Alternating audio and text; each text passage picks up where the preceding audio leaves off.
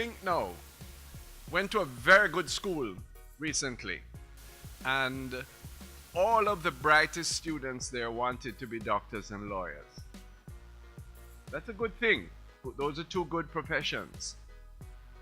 But I want to tell you that those are two very crowded professions. Yes? Over 200 lawyers, new ones, are being admitted to practice this year, and probably the same or even a larger number of doctors. That doesn't mean that you shouldn't aspire to be a doctor or a lawyer or some other of the traditional professions. But I want to say two things to you. First of all, if you're going to be successful in the practice of medicine or law or any of the other professions, you need business skills. You need a consciousness about the use of money. You need an improved character as to how you deport yourself as far as customer service is concerned if you want to be successful, and all of the tenets of being a good business person.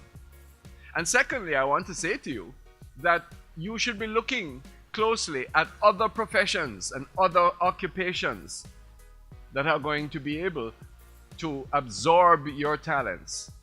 I'm encouraging this movement and all of you bright young Jamaicans to think very carefully and to take good guidance. Ask your teachers, ask your mentors in your schools to help you to choose very carefully what subjects you take. Taking 10 and 12 CSEC subjects and all the CAPE subjects, that's good.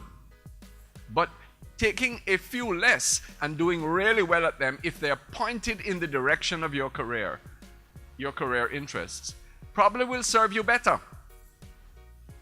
Think carefully what choices you make.